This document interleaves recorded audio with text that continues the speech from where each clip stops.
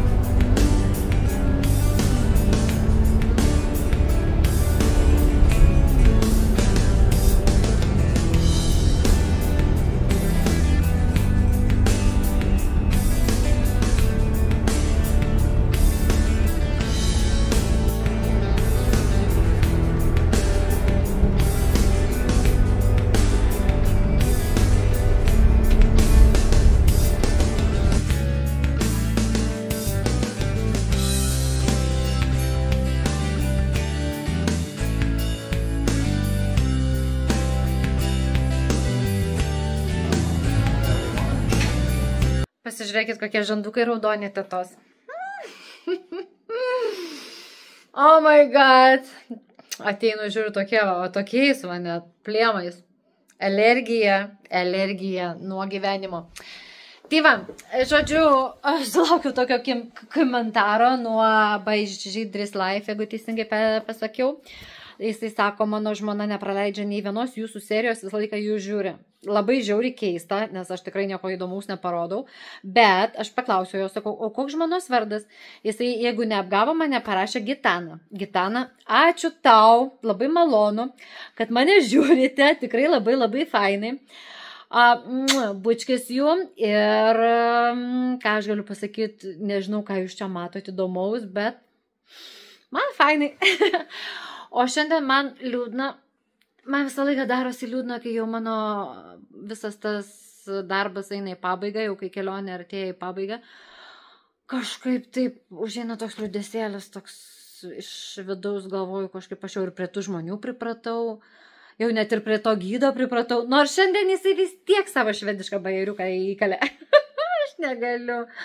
Telemundo prezentą toliau tęsiasi ir šiandien, kai važiavom, jisai išvažinėjom iš VOS ir VOS prie geležinkelio stoties yra didelis viešbutis, labai gražus pastatas, toks labai, aš kadangi nesu stiliaus ekspertė, negaliu pasakyti ten koks ten ar gotika, ar barokas, ar koks tai, nu žodžiu, bet labai fainas pastatas ir jisai sako, pasižiūrėkite, koks gražus viešbutis, jame yra ten kažkiek, ten tarkim 125 kambariai ir jo stiliaus įkvėpėjas yra, atspėkite, koksai viešbutis. Ta prasme, nesvarbu koks, bet iš kur. Iš Švedijos paėmė. Švediškas viešbutis įkvėpė šitą viešbutį tapti tokiu. Sėdžiu, vairuoju, galvoju, jūs rimtai. Nu, dėdė, nu, rimtai. Nu, vargšai amerikiečiai. Nu, aš, pavyzdžiui, per šitą kelionę tiek visko sužinojau apie Švediją. Ir apie Švedijos ilgiausius tunelius, ir apie gražiausius pastatus, ir apie blemba visokius, nu, apie viską. Viską sužinojau, kas apie Švediją, o apie Norvegiją informacijos buvo lygiai vaibėgai. Tai va, ir viskas. Rytoj dar mes čia trinamės Norvegijoje, nu, piškai nusišneko. Trinamės dar Bergene. Sightseeingas, tai reiškia, kad ten po miestą vaikščiosim, su funikulierium kelsimės, bus atsisveikinimo vakarienė. Paskambinau savo vyrui, nu, su gyventiniu. Sauliukai, sakau, atvaryk davai į Bergeną, sakau, aš turiu viešbutį. Aš turiu nemokamai 2 naktis viešbučių kambarį. Darbo labai minimaliai turiu, sakau, atvaryk pas mane. Nueisim kartu, pavalgysim, praleisim laiką kartu. Žinot, ką man Sauliukas atsakė? Ne. Aš taip pykstu ant jo, iš tikrųjų realiai pykstu, bet paskui aš galvoju, nu kokia aš kurva, nu nesikeikiant, bet tikrai kurva.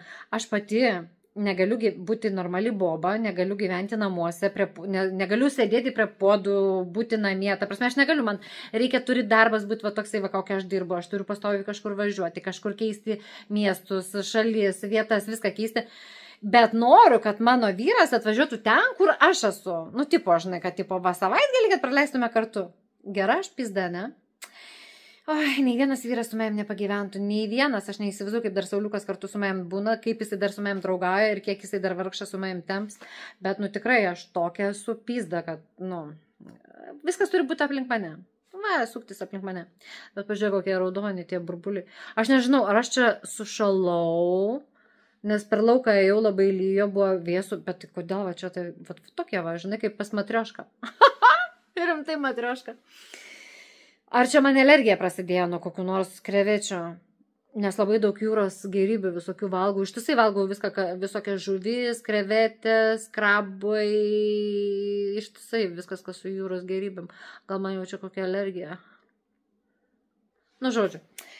Tai va, tai nežinau, žinokit, rytoj gausis kažką įdomaus parodyti, nes jau šiandien irgi labai filmukas trumpas už tai, kad, nu, nėra ką parodyti. Nu, rimtai nėra. Ta prasme, tą patį per tą patį. Kažką įdomaus nesugalvoju.